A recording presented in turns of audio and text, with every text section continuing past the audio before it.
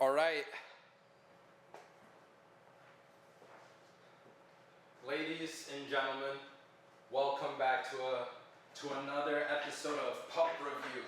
Now, today's episode is a little special because we're in a different setting. We're in a different room, so hopefully I can get some aesthetic shots in here. I know I'm a bit farther away than I usually am, but hopefully the lighting is still good. This place has very good lighting, but just a little, I guess, update for you guys because I've been gone for 2 days.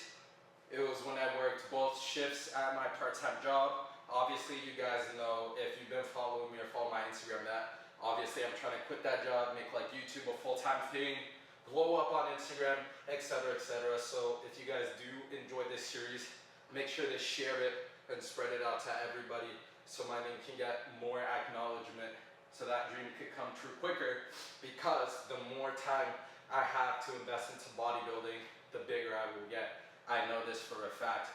But even with stuff going on in my life, taking 2 days off, we're back. We took the time to recover. Today's pump was honestly insane. I can't feel my triceps right now. I don't want to hold you guys up too long with an intro, so let's get into what today's workout was. Guys, day 14, let me know in the comments. Day 14, I'm thinking about comparing like a side-by-side from my first pump video versus day 14. And to see like, you know, how quickly can I make progress? Have I gotten bigger in the past 2 weeks? You know, stuff like that is important, because then I'll know, like, do I need to up the calories? Is where I am perfect? Do I need to change, you know, some things? Do I need to change my training, my recovery? So let me know if I should do a little side-by-side comparison. I might end up doing it just because I'm really curious to see the results, but I'll let you guys know what I decide to do with that. But today's pump was a push day pump. Let's get right into what we did. So for our chest, I did 4 exercises, and I like to, like on my push days, I like to really prioritize training chest, because that's what I'm trying to grow the most right now. Like, I'm very satisfied with where my shoulders and my triceps are, but of course, like, I want to have like a bigger chest. I think it's a more aesthetic look. So I started off with flat barbell, and of course I warmed up, I stretched. Super important you guys do that, but flat barbell. And I made a list in my notes of the exercises and I did, and not the rep range, because again, I really, like, rep range is going to vary from person to person, and in the end of the day, I don't really think it matters as long as you're getting stimulus either from lower weight and higher reps, or lower reps and higher volume. Whatever stimulus works. That's what's going to be responsible for growing the muscle.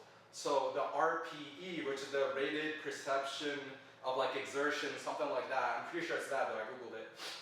It's just like how hard the exercise was, like how hard you push yourself. So for my chest, it was like RPE 8, you know, because I'm really trying to like get strong at this compound press, just target the whole chest. Then after that, I did some cable flies, and that was, or no, sorry, after that, I did dips. Yeah, I did dips.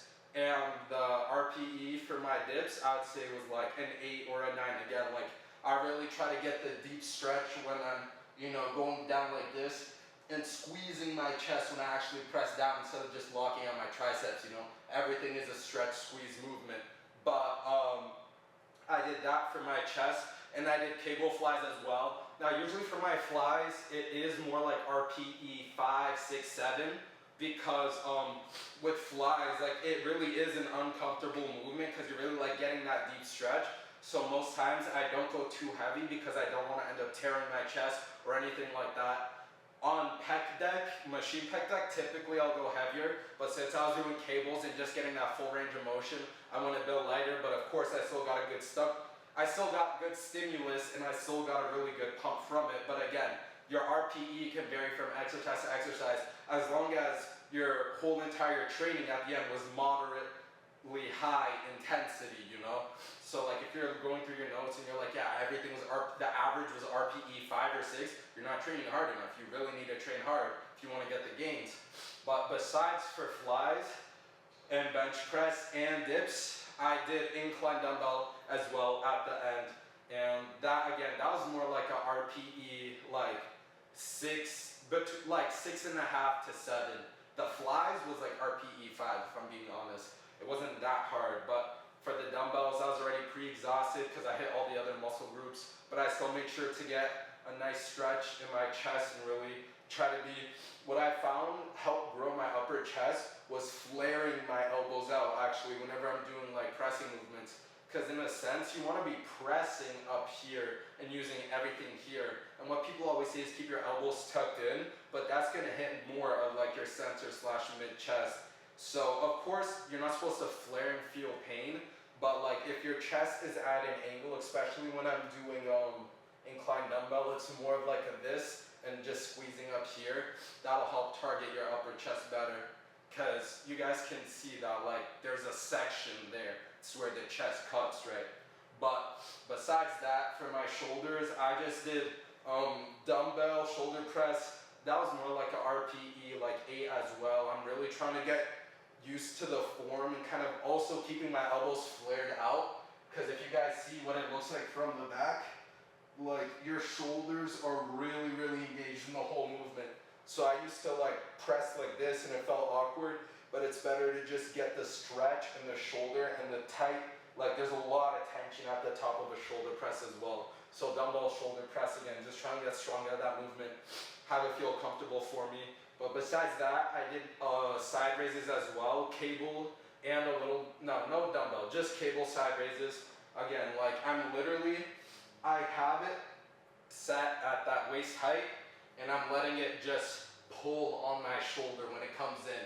And the stack can't hit, right? So you want to set it up so that like at the top you get tension, but as you're going down, the stack doesn't reset. It's still there, you know? Because that's how you keep that constant tension, is never letting the stack hit or reset. So again, I did that for both arms, just at an angle, going across my body, not going too high because it's not trap exercise, just staying here in this range of motion, getting the tension in the delts. But then everything rear delt I'm gonna do tomorrow because I'm gonna hit pull and I'm gonna hit my traps as well because I didn't train my traps today. So I hit traps, I hit lats, rear delts, everything tomorrow, biceps, and then that should be a good pump as well. But for my triceps, at the very, very start of my workout, I did single hand cable, just keeping the arm by the head and really locking out at the top. And if you do these for long enough, you really do grow a really nice like under part of your tricep, which is kind of what gives the arm its size. You know, like this whole entire back section, it's hard to develop, but when you get it bigger, you can see like very clearly that it's what makes the arm appear wider. No, because I train my biceps a lot, but it's not the like dominant part. I have a tricep pump now, but even with a bicep pump, my tricep is still just as big. So starting off with those cable overhead is just gonna change the game. And then regular just tricep push downs as well. Really nothing that complicated. And then at the very end of my exercise, I did a dumbbell overhead as well. So I do 2 variations for the long head. And then for the medial head, I just did 1 because I was doing so many pressing movements today that my triceps are really, really pumped. So everything worked really well, like this pump. I really like to alternate between my exercises just so the muscle doesn't get too pre-exhausted. And I find that that just gives me better pumps. But besides that, I think for 12 days, we've been making pretty good progress. I feel like I've been getting stronger. I am switching up a lot of my exercises.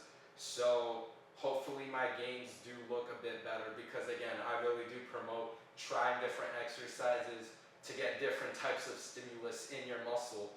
Again, everything is about the muscle stimulus and the effort that you put in. But if your muscle gets used to a movement, it's not like it will become ineffective, but you could grow other parts of that muscle by doing different variations and whatnot. And again, I'm not saying all variations are good to do. Some variations are shit. But of course, I used to never do incline dumbbell, only incline barbell. But like I'm missing out on completely different gains by just leaving out incline dumbbell. Except now I implemented it into my chest days and it's been really helped grow my chest. So stuff like that is always good to see if you feel like you've plateaued, your physique isn't changing. Try different exercises. But besides that, let me see if, okay, this is in my way a little bit. So I'm just gonna, oh, my shin, move this here. It's already zoomed in as much as possible, so I'll just get a little bit closer. All right.